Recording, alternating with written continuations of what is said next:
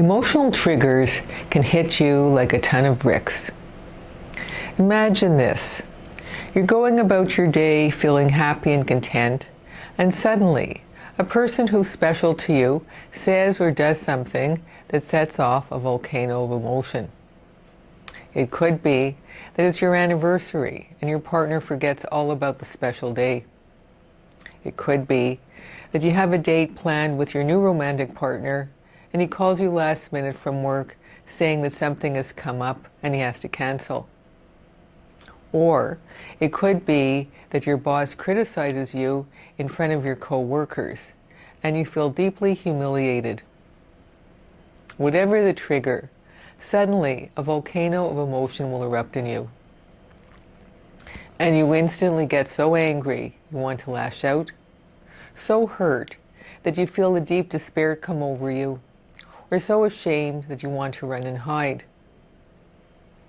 Wouldn't it be great to avoid getting triggered so that your emotional reactions don't get the best of you? And wouldn't it be great to find a way to break free of your negative reactions and get your relationship back on track?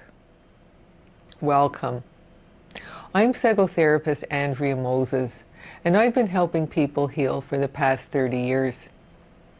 In today's video, I'll be sharing with you 3 simple steps to break free from your emotional triggers so that you can remain feeling strong and in control.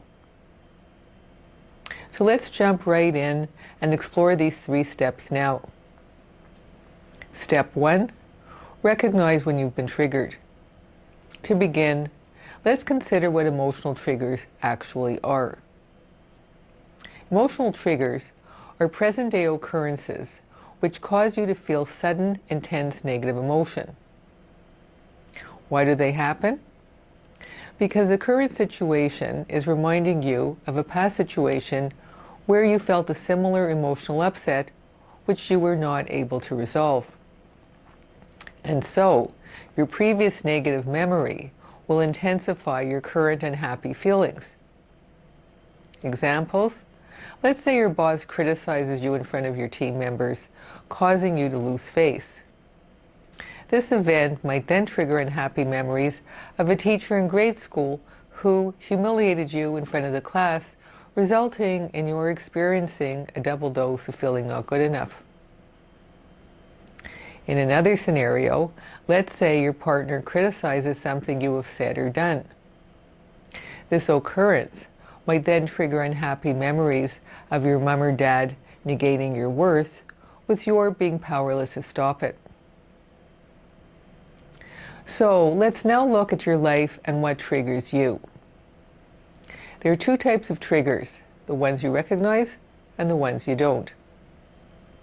Let's start with the ones you recognize. Has it ever happened to you that a friend canceled a planned dinner date last minute and you were so looking forward to it? Has it ever happened to you that a work associate steals one of your ideas you shared in confidence and then takes the credit for it in front of your boss? Has it ever happened to you that a friend tells you about a networking party that she just got invited to and doesn't consider trying to get you an invitation? In these type of situations, you maybe become angry. Feeling angry is an instinctive response, very primal, with a desire to lash out and even to retaliate. Why is that? Because you're not being acknowledged and valued. But there are other triggered emotions, feeling hurt, including feeling rejected, unloved, and unwanted, with a feeling of despair that you aren't being valued or cared about, and feeling shame because you believe the lie that you aren't good enough, or even worse, that you lack what it takes to be a success.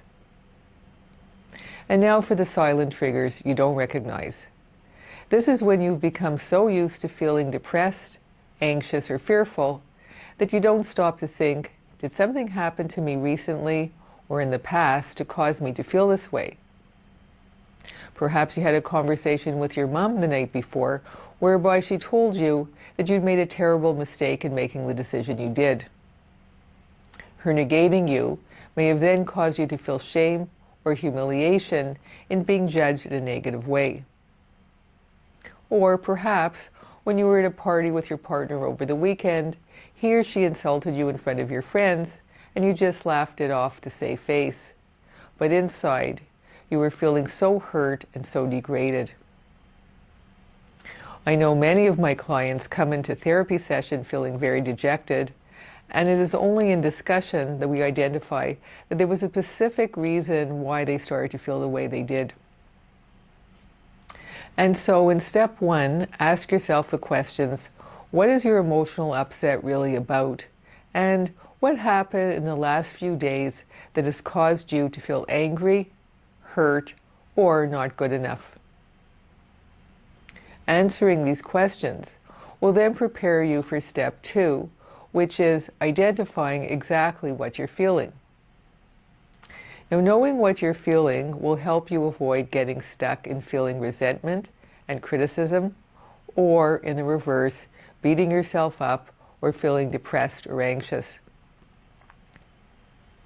Identifying your exact feelings will help you identify the real issue so that you can share it in order to break free of your triggers in step 3. Now, knowing exactly what you're feeling can be tricky because more than one feeling can be involved. For example, let's say you're the type of person who gets easily offended or irritated by your marital or romantic partner.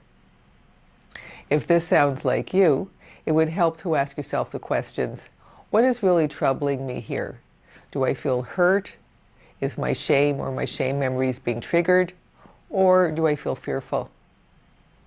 Remember, the goal in step 2 is to identify what you're truly feeling so that in step 3, you'll be able to speak your heartfelt truth.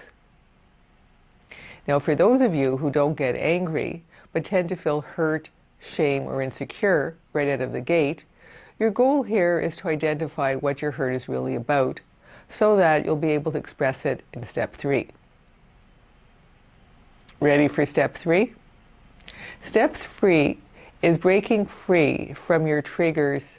And in this regard, be aware that these 3 steps can be applied to all your relationships, be it with your partner, your parent, your sibling, friend, or work associate. But for purposes of this video, I will focus on triggers with your romantic or marital partner because they will tend to happen more often and usually be more challenging to resolve. Now, in terms of breaking free, there are a number of sub-steps. A, arrange a time to talk about the situation that has triggered you.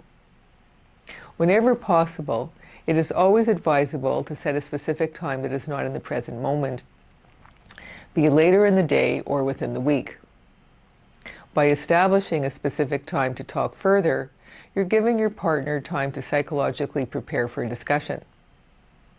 By not taking your partner by surprise, you'll get a more receptive and less defensive response. And this will also give you time to think over what you want to say so that you don't get overly emotional and say things you will later regret. B, express your feelings around what happened. As much as possible, include your heartfelt feelings you've identified in step 2, your hurt and your discomfort. By sharing your heartfelt truth, you'll be inviting your partner to be compassionate about your feelings and your needs. Now, a helpful tip here is to use I statements. I felt really hurt when you did that, rather than you statements. I'm so angry that you did that. In this regard, I statements will evoke compassion, whereas you statements will evoke a defensive response, likely ending in a power struggle. C, express what you were expecting your partner to do and what you want him or her to do now. D, invite feedback, as in, how do you feel about what I just said? And this will lead to a conversation with both of you expressing your perspective. E, acknowledge your partner's perspective and make sure that he or she acknowledges your perspective. F, and finally, discuss and problem solve a win-win solution. And in this regard, win-win means ensuring that both sets of your needs are being met. Now, for some of you, following these steps may seem easy and straightforward, while others of you may feel uncomfortable in being more open and direct. For those of you who are an appeaser, a pleaser, peacemaker, or fearful of your partner not wanting to be with you if you express your truth, I'm not suggesting that you radically change your approach. Rather, I'm suggesting that you take baby steps to move in the direction of being more open about sharing your heartfelt truth. A practical tip here is to practice speaking more openly in a non-emotional area. In this regard, look for small opportunities to disagree, voice a different perspective, or share your personal feelings, saying something like, "Well, I don't see it that way," or "I don't feel comfortable with that idea. Maybe we can try something different." Saying "I don't feel comfortable" is a very powerful tool because you are not openly challenging your partner, you're simply expressing your truth. And so in summary, let's review the 3 simple steps to breaking free of your emotional triggers. Step 1, recognize that you've been triggered and the situation that has caused it. Step 2, identify your heartfelt feelings, which you will then want to share in Step 3. And Step 3, initiate a win-win discussion leading to resolution. By following these 3 simple steps, you can use your emotional triggers to get your relationship on track and make all your relationships all that they can be. Let me know in the comments below your experiences with applying these 3 steps to break free from your emotional triggers. I invite you to email me at andrea@emotionalrescue.com if you have any questions or situations you would like further clarification on. In the next video of this series, Practical Strategies for Breaking Free from Your Life Challenges, we will be focusing on the area of romance and knowing if your romantic partner is right for you. Please click the subscribe and like button to be notified of the release date of this next video, and I look forward to seeing you next time. Bye for now.